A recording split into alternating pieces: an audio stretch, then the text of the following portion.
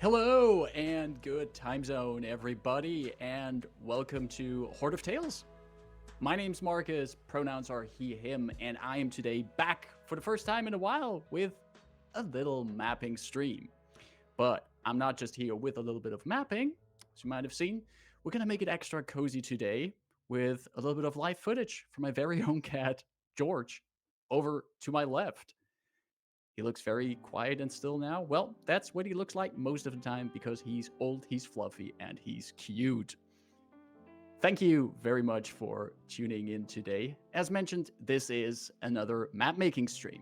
If you've been with this channel for a while, you might have seen other videos and live streams of me showing how my process goes in building maps for the tabletop RPGs I run, and showing how much I like to use Dungeondraft for that. In the past map making streams, I have mostly also just gone with the flow, made up my own maps, and, just been a little bit creative. In today's map making show, and the ones coming up in the next 2 weeks, I'm actually going to base my maps on the maps of an actual adventure module, of an actual adventure for a game. And the adventure and game in this case are actually the Fall of Plaguestone for Pathfinder 2nd Edition. This was, if I recall correctly, the first published adventure for Pathfinder 2nd Edition. And maybe in the coming stream, you're going to hear me talk about what that means for a game to be the first, for an adventure to be the first published adventure for a game. And I've been having it on my shelf since, I want to say, like February 2022. So approximately 2 years at this point. And I want to run it someday, but I haven't found any maps online of it yet that I really like. The maps in the book, they're good, they're all nice and well, but all the maps I found online from them, they're not really my style. So I thought, I'm gonna digitalize these maps from this beautiful little booklet myself, and we're gonna use Dungeondraft for that. So that's what we're gonna do today in the coming 2 map making streams. As such, however, we're also going to be in spoiler territory. If you are a Pathfinder player and you, by coincidence, are going to be playing in Fall of Plaguestone sometime soon, I don't think you should be watching this right now, because we will be talking not just about the maps, and you will not just see any kind of encounter maps, but we'll also probably be talking about some plot points in this adventure. And you're just going to spoil it for yourself and maybe for other people at your table. So if you're going to play this anytime in the future, you rather want to not continue watching, as much as I would love to have you watching here. Or maybe just turn off your sound and watch at the cat cam. Look at the cat cam if you don't want to have any spoilers, and just block out the rest of your screen. That's also a good compromise. I think we can compromise on that. With that being said, let's get us started in building our map here. And we're gonna start with one of the many, many maps in this adventure. I'm just gonna briefly flip through. So there are, as this is a Pathfinder adventure, there's a lot of combat encounters in this.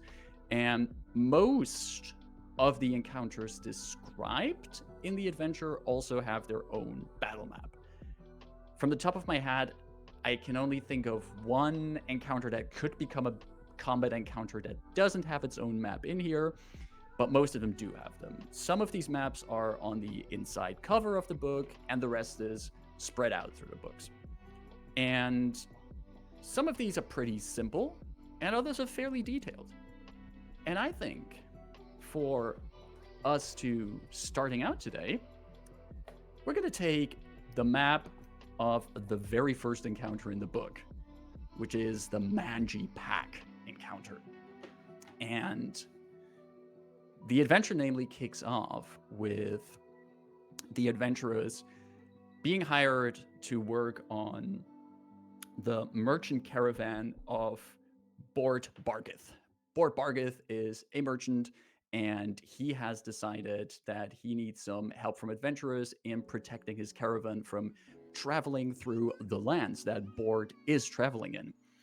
And at the very start of the adventure, the caravan is going to get attacked by a pack of wolves. And there's this fight in a forested area on a muddy, rainy forest path. And I think that's a very cool start to the adventure. And also for us, a good start to start mapping. Now, as you can already see, I made some preparations. I've made the grid ready. This is a 15 by 21 tiles map. So, pretty nice. Much space for action. And from the map in the book, we're going to start with turning the mud into grass. No, I'm not going to fill it with rubble. Why would I do that? This is silly. Markus, do not do this. We want to have grass down here. I'm just going to fill it with grass. See, that's already a lot nicer. Let's just put that down there. All right. Let's see, what do we got? Now, with the grass started, on the map itself, there is a path. There's like this dirt trail that's on the map. And it starts somewhere up here. I'm just gonna mark it in. And right now, I'm trying to be as accurate and loyal to the printed map as possible. So you might see me looking down as I'm doing this. So I'm basically trying to give myself an idea where this path would be going. But in the end, I don't mind if our version of this becomes maybe a little bit different from the original. I don't think especially this is going to be like an outdoors map. I don't think everything has to be exactly in the same spot, and we can have a little bit of freedom in where we put what. But I want to have people look at the map and think, like, oh yeah, this is the Manji pack encounter from the adventure. Of course I recognize it. Let's see. This is approximately how this path is going. And that's how we got our outline here. And from here, we'll have on this path, we will have basically two wagons, horse carriages, back to each other. And as I'm now looking at my map here, at its widest point, this trail currently on my map is 2 tiles wide. But in the original map here, in the adventure, we're talking about 4 tiles wide. So I will make this road a bit more chunky. Give it a little bit more volume. Up here, something like this. Just smudging.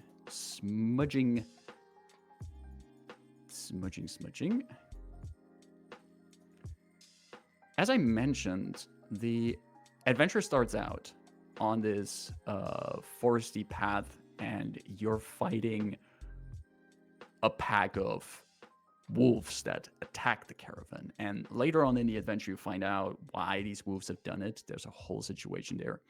But at the start of this adventure, this is like your first encounter. Depending on how you run this adventure, this fight can happen when the group is just barely playing for an hour. And from its encounter design, this fight is nothing to scoff at. The adventure basically starts out with, in Pathfinder terms, a severe difficulty encounter. You have a fresh group of first level characters and you drop them into a severe level encounter.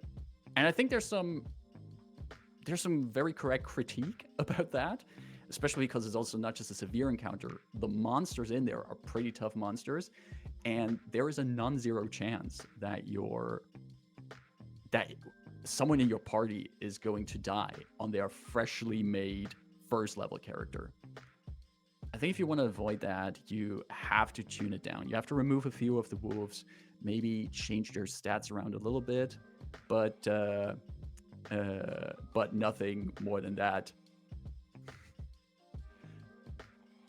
We have CP Misha in chat saying, hi Marcus, hi Shores. Hello to you, and also from Shores, who is, as I've noticed, graced us with a different angle of his beautiful physique.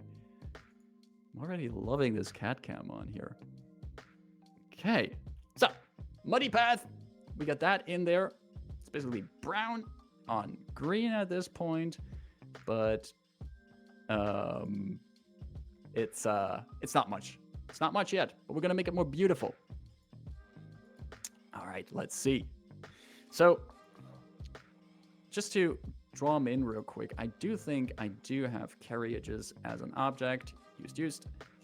I think I had something there. Carriage. Yeah, that's not. Do we have cart? Yes, we have cart. Let's see. Now this cart is not wide enough. This is not wide enough. But through the magic of Dungeondraft, we go up. Double it up. Is this better? Well, I'm not pleased with it yet. Has to get wider. If we go for scale 3. Whew, that's very big. This is very, very big. I'm going to be looking into a different card. Do we have anything? Do we have a wagon? No. I said wagon, not dragon. Why are you giving me dragon skulls? It's a cool skull, but it's not going to help me. Cart. Cart and carriage? Cart and carriage? No. We're not going to have that in there. Carriage. Maybe we'll have to improvise a little bit. We have wagon. I just looked that up. Okay. We're just going to go with this card. And I'm thinking we're going to tune up scale. And right now I'm only putting it in to get a bit of a feel of where I need to place things. This is not yet any kind of definitive layout. Just basically what someone who's drawing would do with a sketch. And I'm gonna take a horse as well because I wanna see what the horses would be like, but I don't have to put the horses at a 2.5 scale. I'm gonna put them at a 1 scale, which would make the horses, of course, relatively tiny in comparison with the wagon. What kind of horse only takes up, like this takes up 1 square? It's not. Horse is a large creature.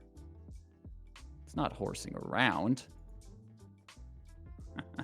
You thought you could have a place where I'm not doing puns. That's not mirroring. Can I?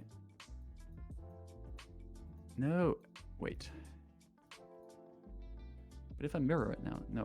Okay, but if I mirror it now. Oh, wait. Just gonna use this horse. See, this gives us already more of an idea, and especially once we go into layers. Where are my layers at? Hup. I'm gonna use this one. I'm gonna move it up. So we have it over the horses. So now we have this idea that the carriage is actually attached to the horses. Okay, cool. But I'm also gonna move these. We're gonna press Shift, select them all, and move them a little bit down. We already have something as an orientation point because basically the wagon and the horses, they're the central point here on the map. So I can know how to align the rest of it around it. I'm not a big fan of the color of the mud I have in here. Let's see.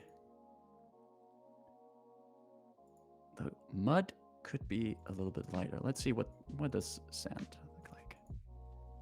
Huh. No. Sandstone? Yeah, I like this more. I'm gonna go over here, and we can actually get a little bit, give it a little bit of a texture. I'm just clicking and holding for a little bit with a fairly big brush to lay this color over it. Just overlaying it on there. So now we don't have like only the plain dark mud. We have lighter mud with darker highlights in it. This is the road that we have on here. And now I'm going to work with a little bit of grass on the edges of this road. So one thing that you can that you have in Dungeondraft under the materials brush, one of the defaults that you have are your grass tile 1 and your grass tile 2. And you can draw these as if you're drawing similar to how you would draw with water and create this raised patch of grass.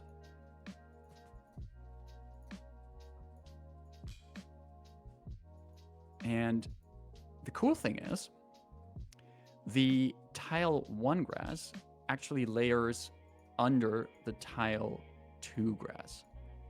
So I can do this effect. Like, it really gives the idea that there is a very thick and high area of foliage and grass up there, which adds depth to the map, a little bit of texture. I'm not sure if I want it in this place here. Just gonna undo that here. Control Z. See if I can Control Z far enough back. I actually can. I remember a time of Dungeondraft where there was a limit of how often you could undo something. At least I think there was a limit. And I had moments where I was mapping and I wanted to go way back in what I did. And I ran out of steps I could undo. So I had to reload an older version of the map. But me being me, I didn't have enough backups. So I was kind of stuck and I had to remove stuff. But apparently these days, you can Control Z as much as thee want. Let's see. Just maybe start up with a little bit of a bigger brush. And I just want all of this here. This is wild. This is wilderness. There's just a single path has been hewn from nature across this landscape. And this high, tall grass here on the side, that's something where danger could lurk in, where you never know what might attack the party. Well, no, I just told you, since in Fall of Plaguestone, this is the first encounter, but you catch my drift. I want to actually look if I maybe take the mossy grass and do that under there. See, and here's something interesting that I want to highlight. So if you are familiar with Dungeondraft's sister software, Wonderdraft, then you are aware of like trying to blend different colors into each other. Like, for example, you want to blend beach, sand of beach, into the grass color on your map. You start blending them with different opacities and the likes. And you can do something similar here in Dungeondraft. Like if I'm now go on the edge of the dirt here, I can try to blend it a little bit and make the dirt path look more natural. As if it's not just painted on, there's actually places where it's a little bit thinner, where it's a little bit less wide, you can do that with this here.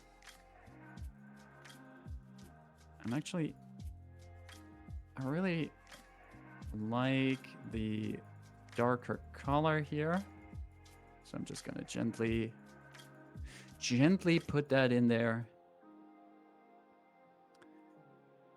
But at this level of zoom, and there is a problem that arises for me. As much as I like the grass over here, I think using it as much like this, it creates too much of an illusion of depth. I get the feeling I'm looking down on the top of a forest area. And that's not the effect I'm going for. To achieve that effect, I'm going to add trees to the side, but I'm not going to add these bushes here. So, what are we going to do? We're going to remove them. We're going to remove these.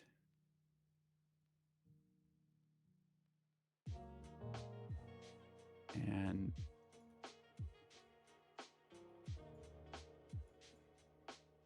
I'm just painting these away. I'm selecting also grass tile 1 again, because these are grass tile 1. And I'm holding Alt and then clicking. Basically, anything in Dungeondraft, if you hold Alt, you do the reverse of what it does. If it would place something, you hold Alt, it removes what you've placed. So here we go through it. And marking a nice big patch. And it's gone. And it's gone. I cannot make my brush larger. That's a shame. We're going to do it like this. Mark at the edges here, and we're gone there. Actually, then go back to my terrain, taking the moss, and we're gonna fill it up. We're gonna fill it up. There we go. Nice and dark. Nice and dark. This is a very dark part of Golarion, where this adventure takes place. I felt like the lighter color wasn't that fitting, so I'm glad we went for a little bit darker. Okay, so first of all, sip of water.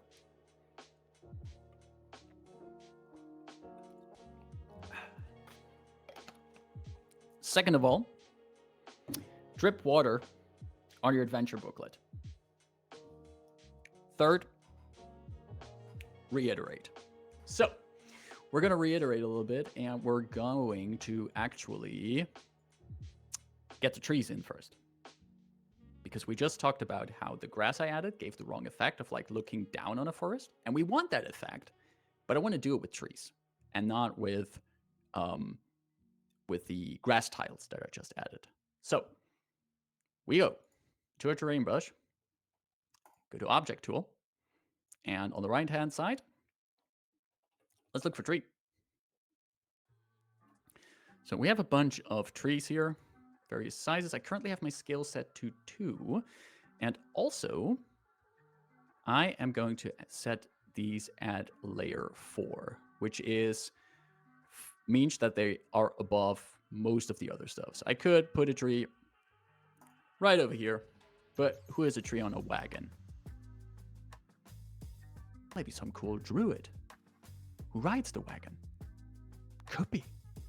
Let's see. Undoing that. No, I said undo. Thank you very much. Putting the scale to 1. And I want to see if I have some nice big... See, this is already at scale 1, a bigger tree. And I want to fill it up, at least put some places with a bit of a bigger tree.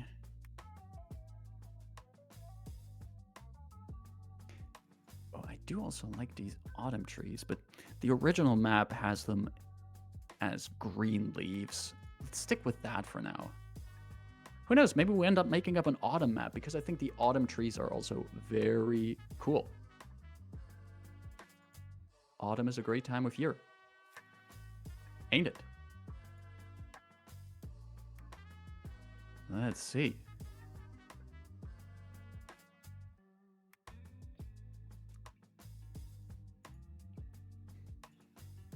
Agent P says this is some rude music. Well, you see, I'm trying to branch out in my music tastes. And this is where I ended up. Okay, putting some of these bigger trees here in the corners. Trying to not make it look too much like a human planted these, but at least have some of the big ones, or bigger ones, take up some space. Maybe see if I can mix it up with some other stuff.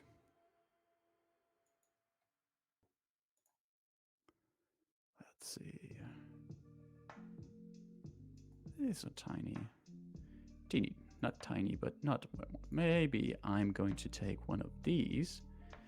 And if I go for half, or do I go for... Just making it a slightly smaller. Still staying on the 4th layer, which means since I'm keeping myself on the 4th layer, now they're being layered over each other. It's not bad, not bad. That's the effect I wanted to do. I can live with it. Up. Okay, I think we got a few big ones. Let's go down a little bit. Back to scale 1. See what we can, and I'm going to go to layer 3. So that these smaller trees, they are on layer 3. Gonna spin them also around a little. Put that here, a little bit over there, some over there, and peeking again at my example map. According to the map, I have to go a little bit over here. I'm just going to take a big one again. Supposed to be a little bit of a gap here between the trees. What do I know? Trees. Trees do what they want. Put that there. Like this. Maybe we can put this one a little bit over here. Oh, wait, actually, no, this is fine. This is fine. I can go with this. Going over to layer 2 and making it a bit like this. A little bit over here. Now, would you look at that? It's actually a forest here, at least. We have trees. And those trees give a little bit of texture to the whole thing. Cool. So we have our wagon. We have our road. We have our trees. I'm going to add more detail to the scene. And this is now where my grass tiles come back in, because now that we have the trees in there, which are the thing that actually create the illusion that we're looking down on something, giving the depth, we can enhance that depth with the grass. The grass. What I mean by that is what I could do, I can add patches like this. Like just around the edges. Like these. This, that. Maybe not like this. Just carefully have it like peek out.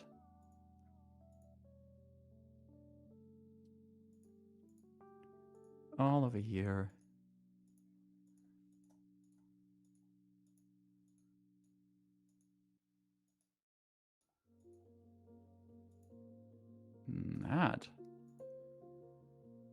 That is something. There's a little bit of change in color. We have different tints of green. I really like it. Yeah, I would TPK a party on this map. Honestly.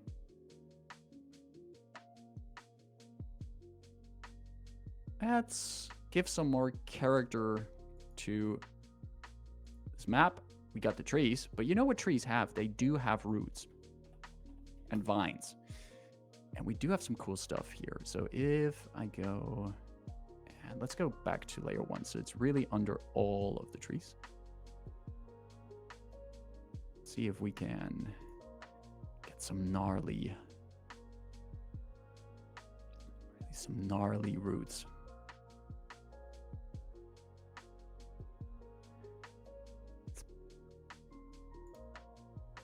Analysis paralysis. Where to put the roots?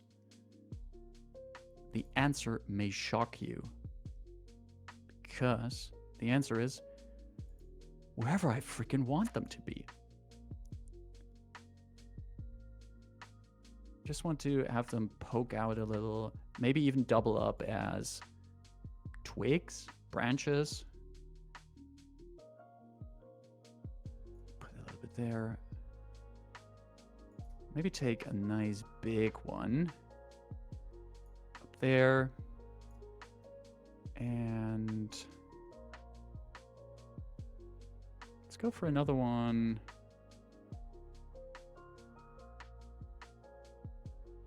Up here. That should do the trick. That absolutely should. Okay, let's go a bit of a zoom in. Cool. Cool. All right. Getting there. We're getting there. This is one a really nice warm-up one to get started. This uses a lot of options that I'm really familiar with in Dungeondraft. I promise you, maybe already in this stream, maybe next week, there's going to be maps that will get me to get a little bit more tricky with Dungeondraft. And it does indeed look like the horse is going for the grass. That is true, Agent P. It does. At least the left one. The left one is all like, oh, I could use some delicious grass. But the right one goes, no, Herbert, we have deliveries to make. That's what I think horses sound like. Don't ever ask me to do a horse when I run a game for you. I can't do horses. Let's see. Once we're done with all of this horsing around, this does remind me, I have to move these a little bit further back. I am going to move these a little bit further back, and the reason for that is pretty simple, because there is a second card. I'm just gonna copy this one, and there's actually at the bottom of the map, there is a second card that will be going out of the map. I'm gonna put this as user layer 1. And I actually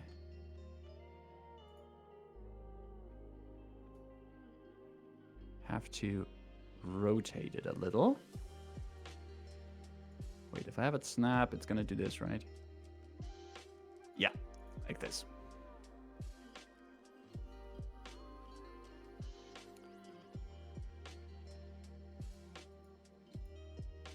And we have that in there. Also, what I want to add, there should be tracks in the road where the card has been. So we're going over to the path tool, making a Pathfinder map while using the path tool. I guess we found the path. No one has ever made that joke before. Let's see. We're going to draw a path here, and I actually see if I can. Now, as you can see, this is a pretty smooth path, and if I would be trying to make this realistic, I would have to go with another one about here. Kinda matches up with where the wheels would be, but I'm not entirely convinced. I wanna look at some settings for path, because on the left side we have a transition in and a transition out option. Now, if we're gonna do a transition in and we put that to grow and the transition out to fade, here's something that's gonna happen. See what's happening here? We have, like, at the start it starts a bit thinner, and at the end it's fading out. Now, I like that it fades out at the end. That really gives the idea that the wheel of the wagon lost traction there, so there was less weight on it, so the track is less deep. But the grow at the part, that doesn't make sense. So what we're going to do is we're going to set that to fade. To fade as well, and see what happens here. See, this is what I want. This is what I want with, like, dirt marks in the road.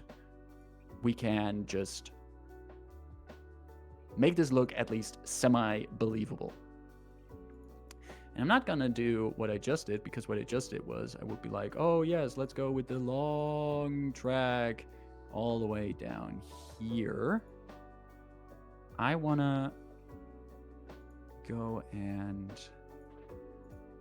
actually break it up at some points. Like this. And like this. And then, this is not in the map as it's designed, but I'm gonna make a little bit of a puddle. A little bit of a puddle in the road, but I don't like how that looks. I don't like how this water looks.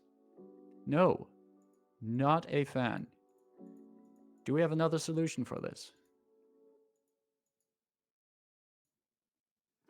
Let's see. Do I have a tool that I can use for it? Do I have maybe a puddle? No, I meant a puddle, not a paddle. Almost looks like Shos is cuddling up to the cat cam. Marvel at his back. Let's see. I don't have something like water? I do. Okay, but this is blood water stain. Okay, but we can change the color. Give it like a muddy. Oh. Yes, muddy puddles. It shouldn't show. That shouldn't throw a shadow. Like this. And maybe put something like that on there. Yeah, if we don't like it, we can always throw it out later. It's the beauty of digital map making. You can make those changes.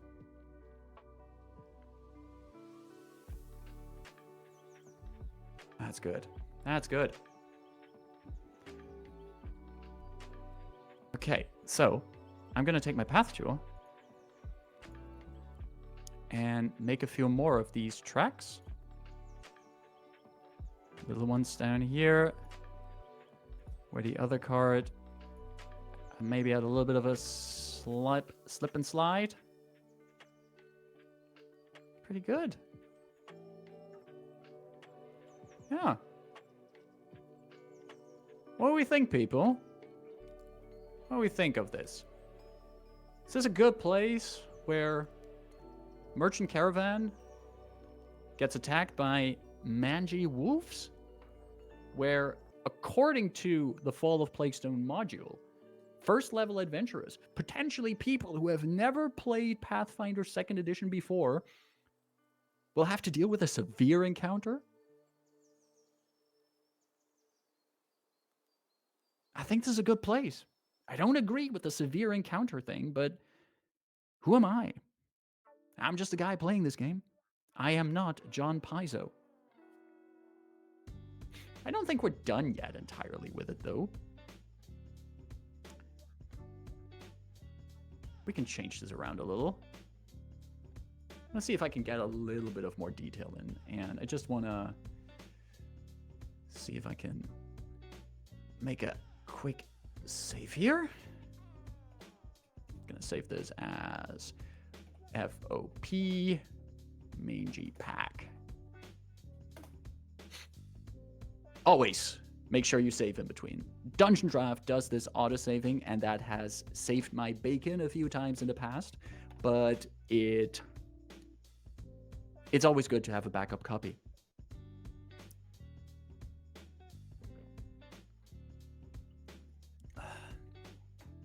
Aw. A big boy yawning. He's looking curious at something. Spotted something.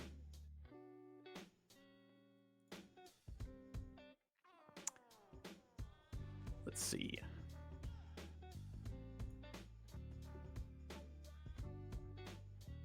I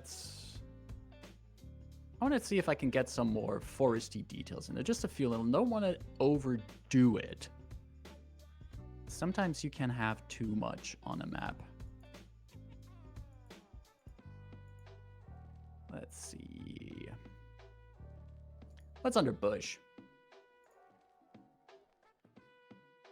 Just a few bushes here and there. Sprinkle them out a little. There.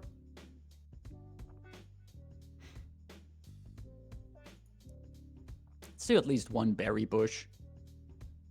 Put some red berries on there. There. There. And that there. What else do we got? Chair, cluttered, cobweb, colorable, corpse, crate, creature, crime, decor, defense, desk, dining, dirt, door, fire, fish, fixture, floating, food, fountain, games, garden.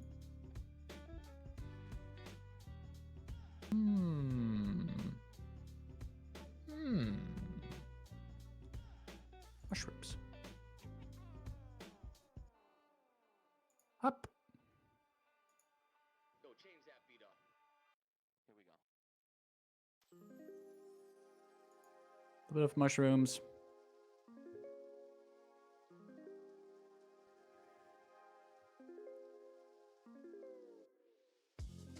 Tree, vines. Vines are not really fitting, are they? Water, we're kind of done with that. I do want to quickly go back to our mud. Maybe add just a little bit of that to that. Just another puddle. And here. Okay, now we got something interesting because I want to have this little puddle. I want to have it underneath the cart. So what we're going to do, I'm just going to bring this one to front. Ta-da, there we go. I also forgot to turn on the shadow for these little details I placed, and I definitely want to have shadow in them. So select them here as well, and click the shadow option. I'm going to put that on again. Up for those.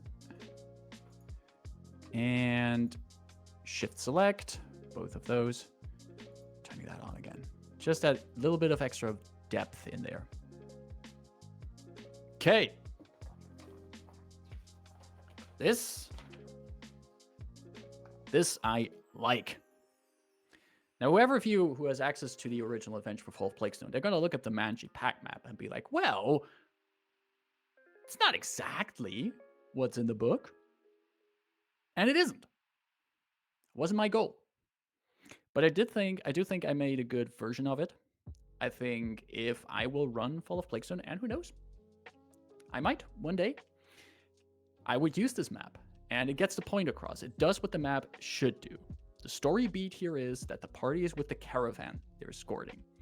They're getting attacked by these wolves on this place, and those wolves come from the forest around them. The party and the merchants that are with them, they can use the carts and the carriages, the wagons as cover, as ways to break line of sight. And there are actually some interesting places where we could have some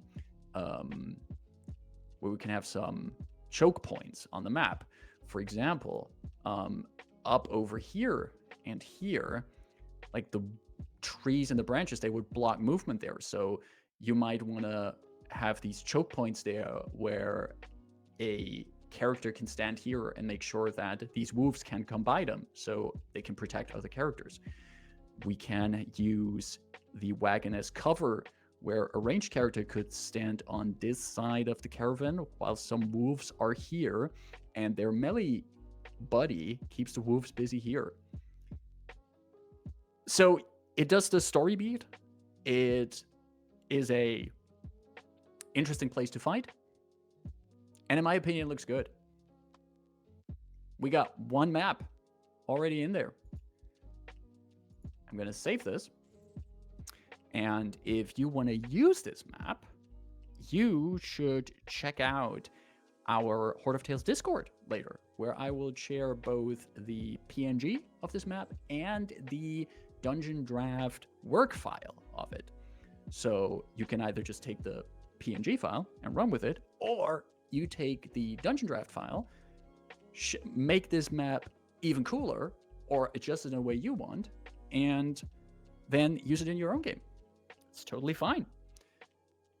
The cool thing is also, since I'm also only using the basic assets in here, you don't have to install a lot of custom assets to edit this map your own. So you can just later come on the Discord, pick up the Dungeondraft file, and work with it however you want.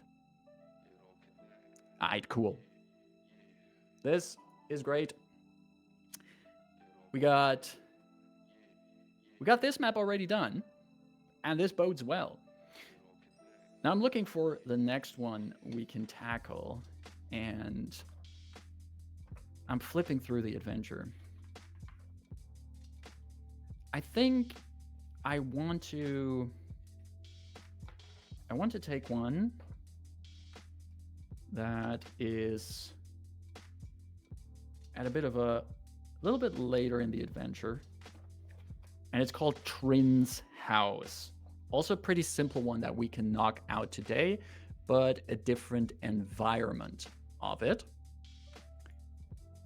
But before we do that, looking at the time currently, I'm going to refill my drink a little bit. Might even go quickly pet my cat, who has been right now. Oh, there's some movement. Oh, yes, he's doing the head thing. The head goes over under. Not fully cute from this angle, but I promise you it is one of the cutest things he does.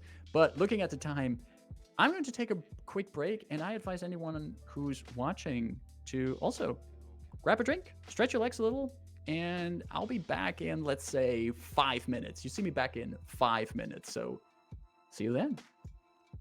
And there we are again. After a short little break, welcome back, everybody.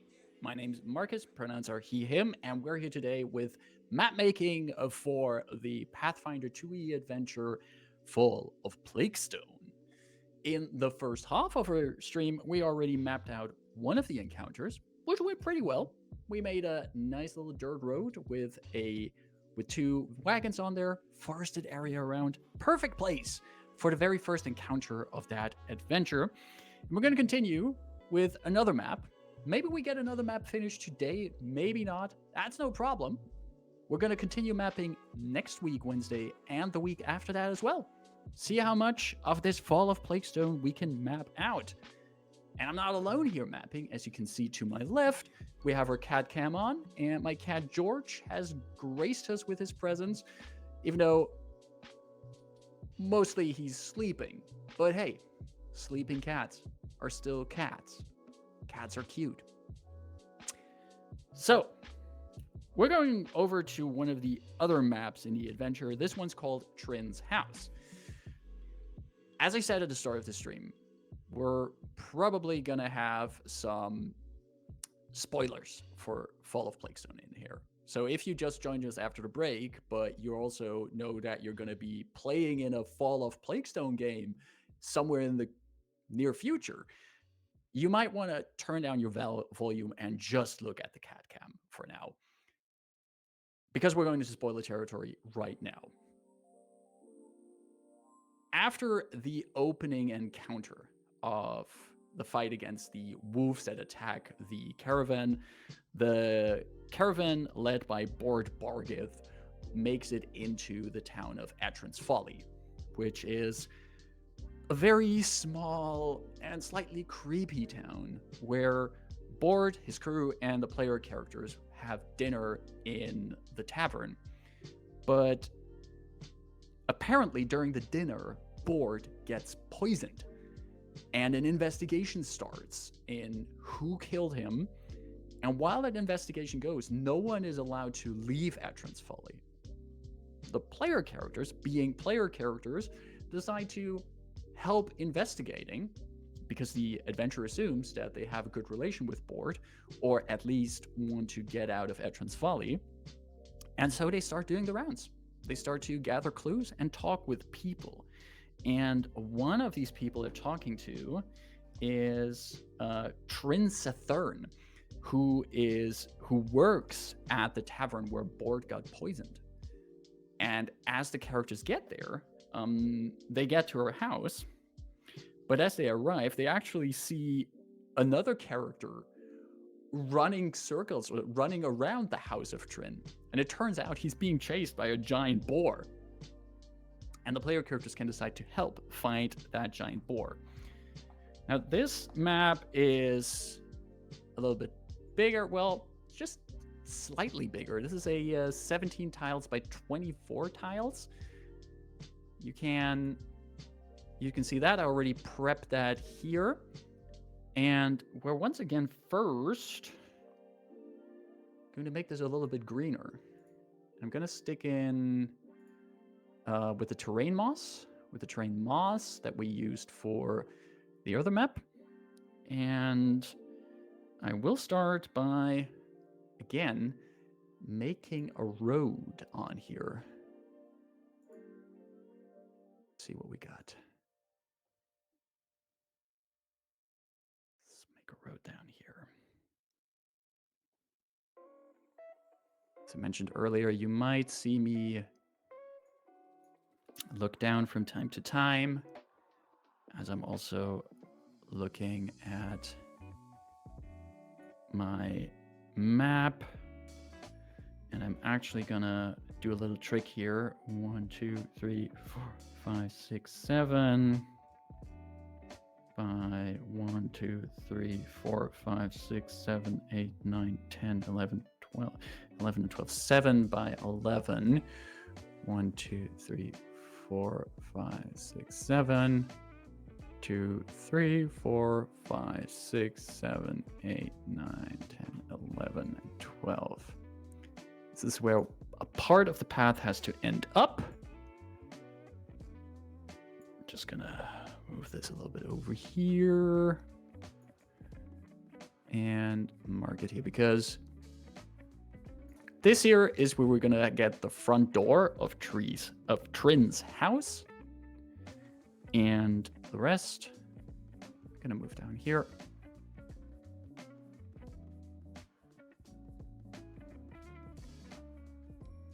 There we go. And we got that there.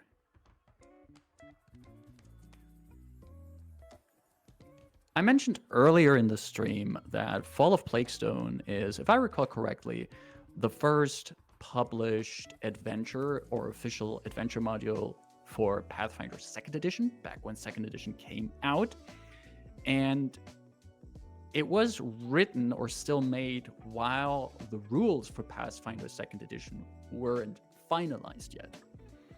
And also while the team writing the adventures didn't have a lot of experience with writing for this new rule system yet. Which is something that shows in the adventure. There are encounters here that are way overtuned. There are things here that, now that the authors are more experienced with the system, would probably never do in a published adventure again. And I find these things interesting. It's for the same reason I find in D&D 5th edition, Horde of the Dragon Queen, a very interesting adventure because it has a similar problem because of similar reasons. Horde of the Dragon Queen for 5e was also created while the rules weren't finalized yet, and the team writing the adventure didn't have much experience with the new rules yet. So you get some wacky situations in there, and it's always interesting to look back on these adventures written in the beginning of the life cycle of a game and compare them with adventures from how the game is right now.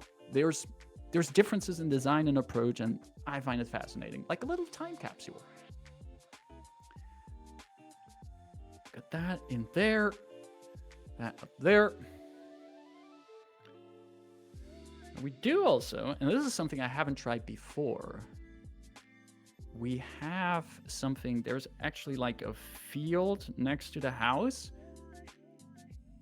But first, I'm going to see if I can get the house drawn. And I'm going to do this in a very easy way. I'm basically just going to make the roof on there. Let's see if this is what I want. This is the gable. Call this the gable. I'm not sure. Do I want a dorm? Oh, yes, I want a dormer. But yes. This is what I want. I want the dormer. I never knew that this was called the dormer of a house, this kind of shape. Things you learn for TTRPGs. 2, 3, 4, 5, 6. Yeah, that's 3 wide. 3, 4, 5, 6. Okay. And then we go.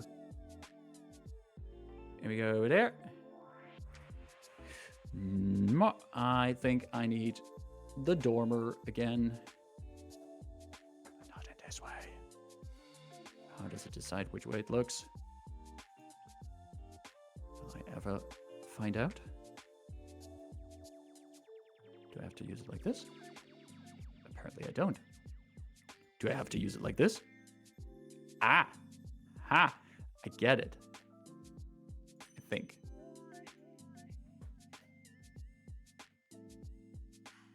Can we work with this? What happens if I do this more like this?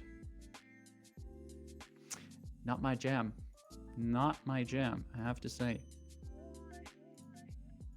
Do it like this. Okay, what if we go for a hip? No. Okay, let's go back to the gable. No, let's go for the dormer. Okay, but I have to draw it in like this. Yeah, I can live with this. This is good.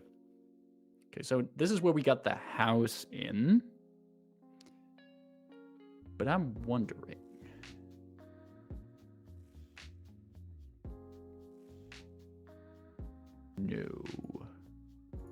No, not like this. Let's not do it like that. So it's a little side chat where I'm gonna use the gable for that, which is approximately right here. And then we have all that in place. But, and now comes the finicky part. There's a field next to the house. There is a field where probably Trin and her family grow their veggies and probably take care of their stuff. I'm just seeing that. Did George just get a treat or something? Did he get a snacko? Or is he just thinking he had a snack? Well, he's a good boy. He deserves a snack. Let's see. Let's see how I can get the field well done. If I have something like... What if I get a farm here? Nah, that ain't do it. If I get a material... It's gold, ice, rock, sludge, infestation... None of that. We don't want any of that.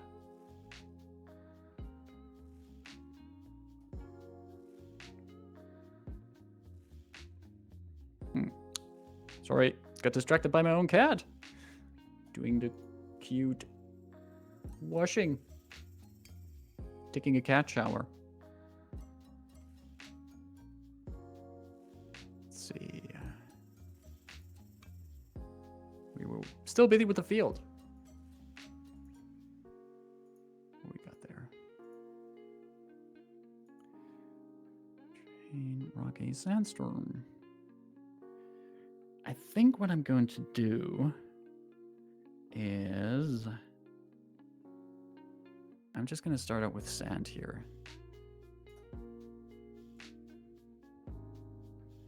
And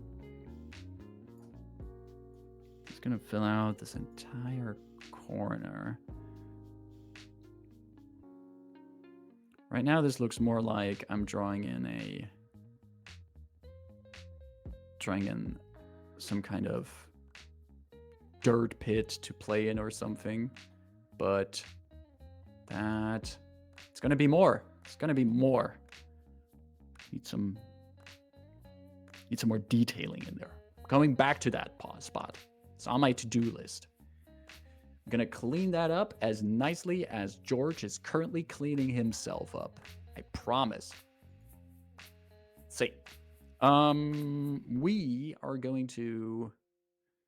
There's not much detail in the landscape in the original map. What it does have is that the house still needs a chimney. Something like that. We got a chimney, people. And I need to put it on a layer above roofs to get the chimney in. I'm just actually going to put 2 chimneys there. That makes most sense to me.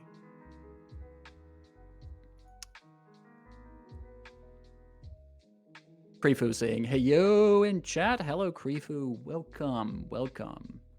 Also, welcome everyone else who's watching this. Are we remaking maps or making maps for encounters that are not yet mapped? We are making maps that are based on the maps used in the Pathfinder 2nd edition adventure, Fall of Plaguestone. I am basically mapping out the maps in that adventure. So in some future date, I can use these maps to actually run people online through this adventure. We've already finished 1 map today, which will be shared in the Discord later on. And we're working on a 2nd map. And that's what we do. And right now, this is a pretty bland map so far. We need more stuff, but the base material is not giving me it. The original map is pretty boring, if I say so myself. So let's see if we can liven this up. Material brush. Give me some grass. See if we can just maybe give this a bit of a more overgrown feel. Like there's like a lot of land around it that's just not taken care of well.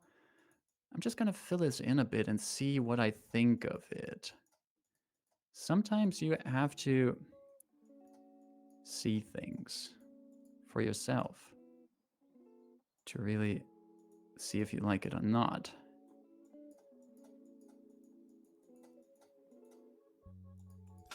challenge. Trying to improve upon the originals. Well, if I can, it's great. If I can improve upon them. But I'm also not under any illusion that I'm some kind of master mapper. I like to map. I enjoy it. But I think there are people out there who really create magic when they make maps. What I want to show is that with a tool like Dungeondraft, you can make a good map without too much effort. And one that will be pretty to look at. It can be functional. But will it always be an improvement on the ones that I have as a foundation? You will be the judge of that. In the end, if there's at least one person or one group out there who can have fun with those maps, mission succeeded. Okay. Who's currently not having fun is me, because I don't like this. I don't like this. I'm gonna leave it in for now, but I want to mess a little bit with the path here. I want to give that path a little bit more texture.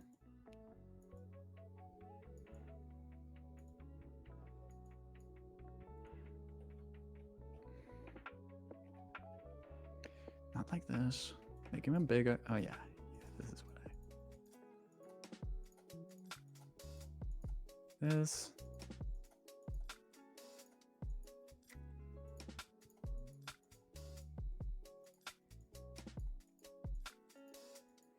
This.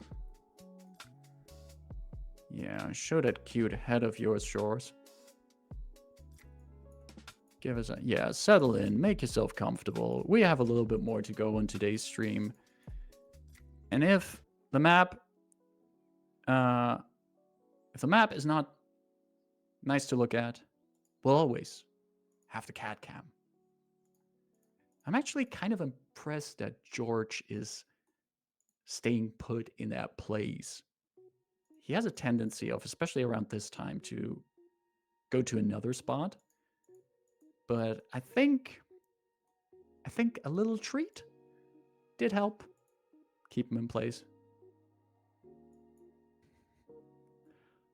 Get that in there.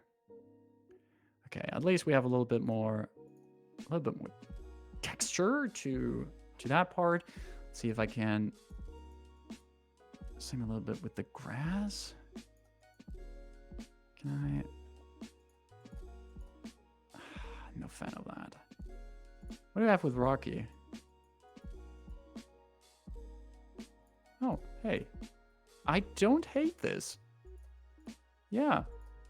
Hey. Give it a bit of a rocky. There's still dirt. Used to be a nice rocky road here. Yeah, let's put it like this. Let's just say, what does the adventure, how does the adventure describe that scene? Do we have a written description of what they see? Trin and Marnie live on a small turnip farm on the southwest side of town. Although the farm has been struggling this year, the siblings get by on their combined income. Okay, nothing in the description that this is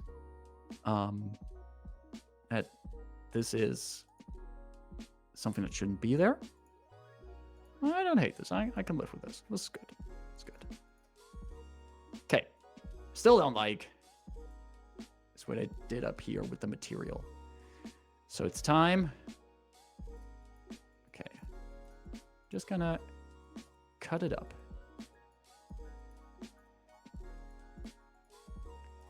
Cutting it up a little bit like this.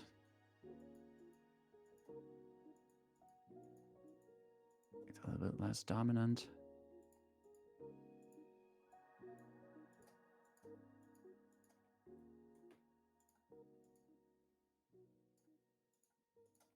Put that up there. And there. I think I'm just going to put in some trees. Trees are the ultimate trump card to add depth as long as they make sense. I think having trees here does make sense. Not a big one like this. We had the big ones in the previous map. Let's go for a little bit.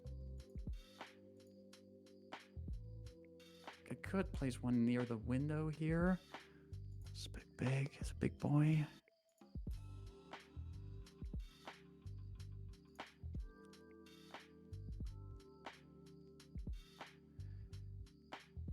Yo, what kind of scoop do we have in chat there? Paizo just confirmed the first god safe from the prophesized deity death. Yeah, just for context, while we're recording this, we're all awaiting the news from Paizo that there's probably one of the core deities of the Golarian pantheon who's going to die in an upcoming source book. And there's been ample theory about who it's going to be. And as of the moment of this recording of this live stream, it's still unclear. But at least one has been confirmed safe. Oh boy. Once we're done with this, I have to read up on that.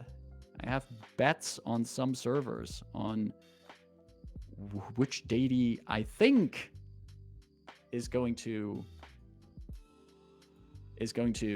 no longer be.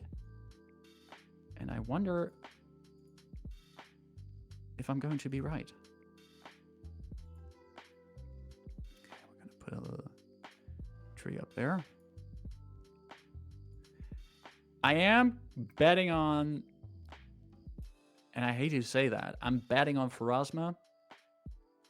Maybe if I look back at the VOD of this, which will be available on youtube.com/Horde of Tales, I will eat my words, but I think Pharasma makes sense. There's some really heavy implications if she would bite the dust. I think there's an interesting narrative that could be used, and I think there's a good foundation for an adventure path Paizo could create as a follow-up to Pharasma's End. But at the same time, I think Iomedae also makes a good candidate. It's a lot of possibilities.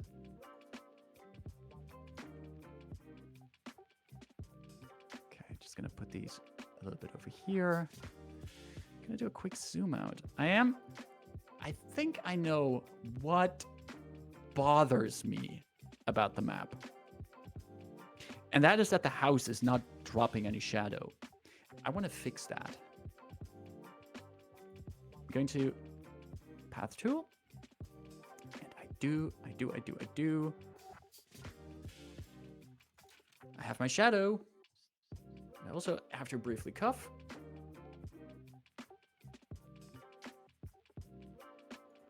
I am done. All right.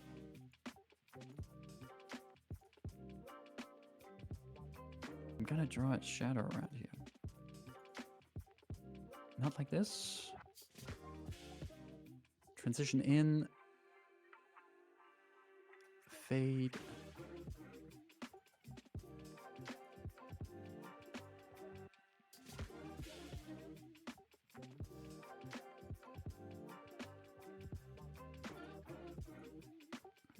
Okay, let's put that one over. Blur. No. Okay. Up.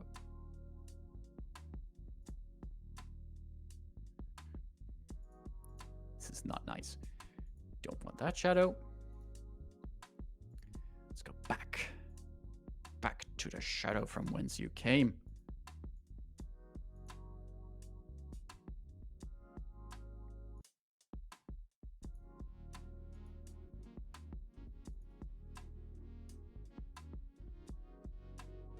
There. Little bit depth. There's a bit of a drop shadow there.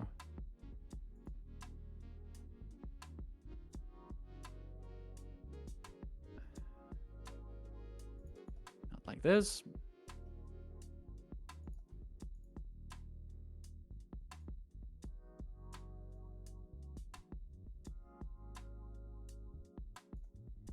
And a little bit of shadow over there. We got that. And we have a bit of depth in here now. I still think... So what's sore spot for me here is down here, because this has to become a turnip field. It's got to be a turnip field in here.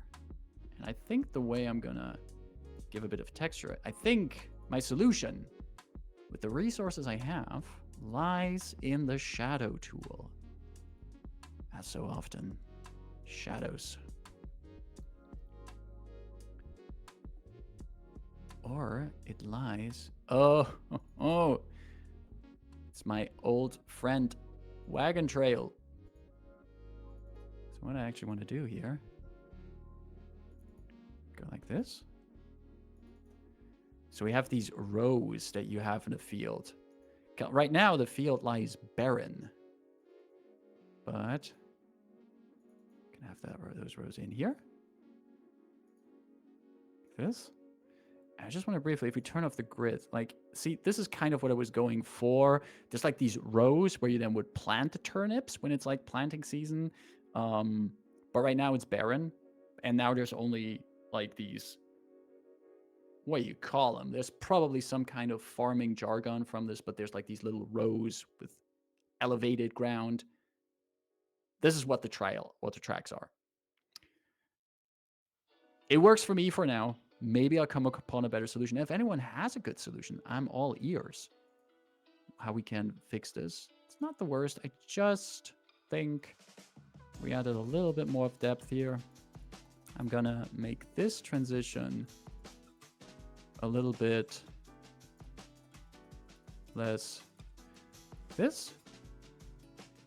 I also wanna add a little trail leading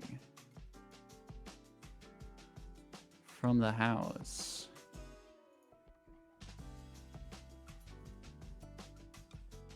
over here to the field. That makes sense. And that little path is also getting some more color. Just a little bit of color, a little bit of texture, a little bit of detail. Because that's what all the little paths in the world deserve. Something like that. Right, I think also, do we have something like lantern poles or something that we can put on the side? On the side of the road, like. Would be a lantern pole. Could work with. What if I make this 8, 2? We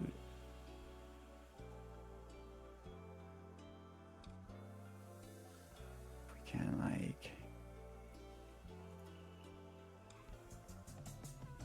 Just a little. And then just to quickly humor me, as I'm really not yet done with this map, not really pleased with this, as I'm finding ways on adding more detail to this, I just want to have a little bit of fun right now. Now with these lantern poles, I'm going to put in some lighting. Make it a bit of cozy lighting. And then just going to really darken. See, this is the thing with lighting. It immediately adds mood. And if I were to run the map in this kind of lighting, I would probably be okay with the level of detail I have right now. But I'm not sure I'm going to do that. And I would also not add the lighting in Dungeondraft already, since I would probably be running a game like this in a virtual tabletop like Foundry. I would keep all kinds of lighting out of it. I would place like the objects for lanterns, campfires and the likes, but I would then add the lighting in the virtual tabletop to have it be more dynamic and actually have ways of running the map both at daytime and at nighttime. But if you just want to have a nighttime version of something, you could do this. You would probably already get a long way with this, but it's just not what I desire. So I'm going to eliminate those light sources.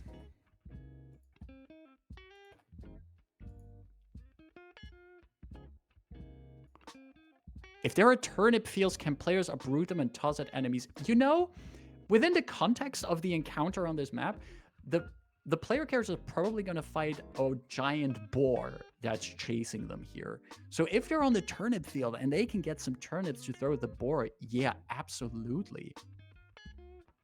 It makes sense. I'm gonna also put a little bit of log fence. Now this, I don't want a ghost fence. I will have to change my settings. None and none.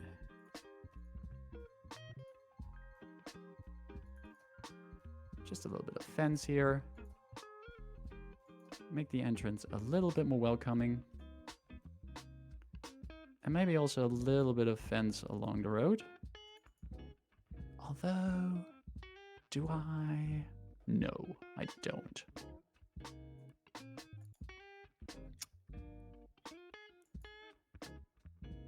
Yeah, look, I would do a Super Mario music if that wouldn't mean that I just have to throw out this part of the stream.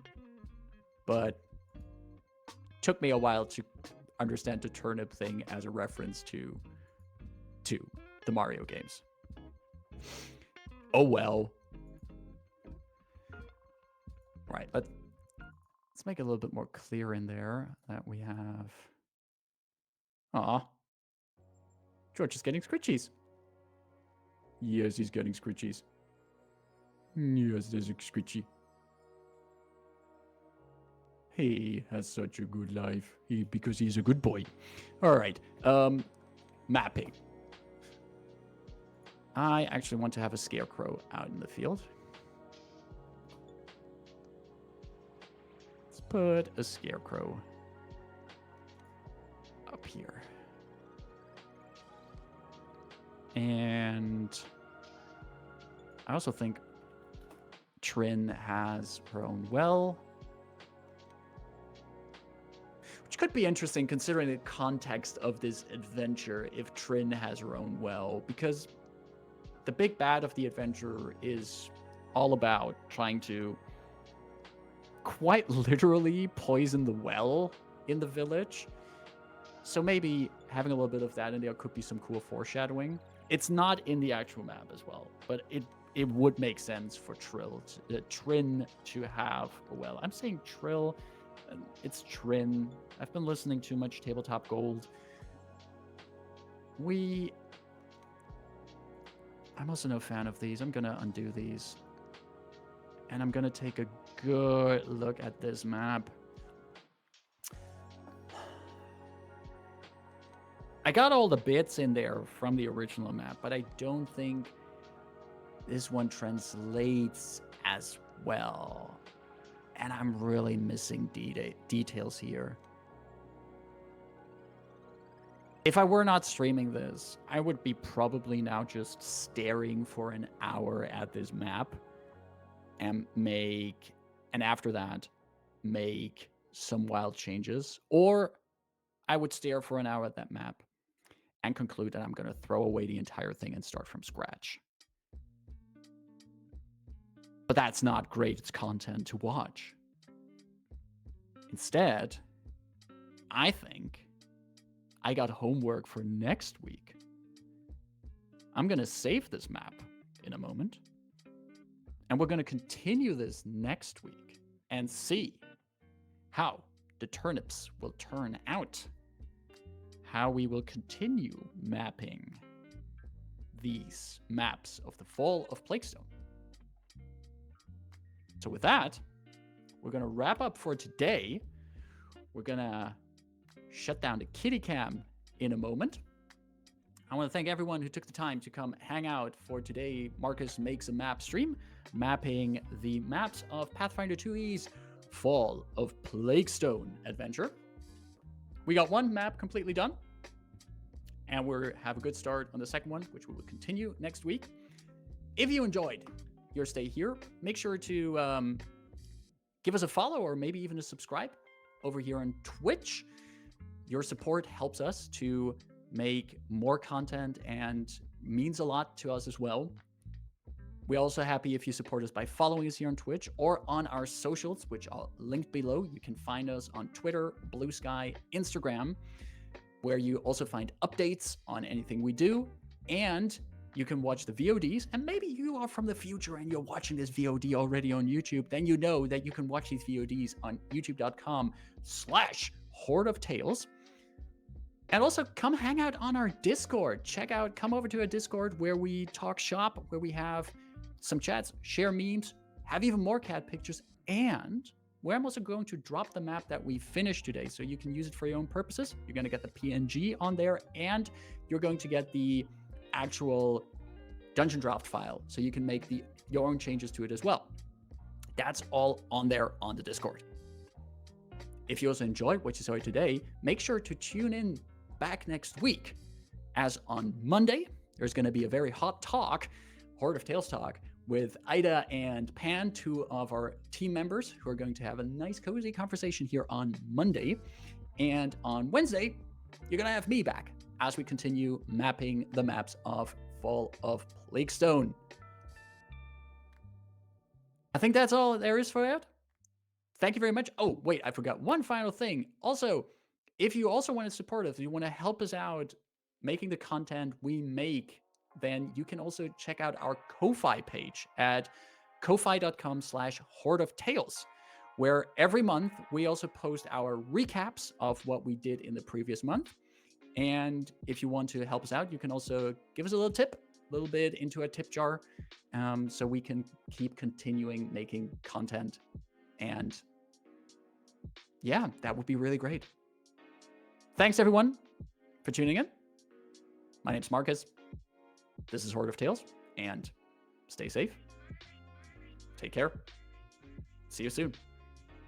Bye.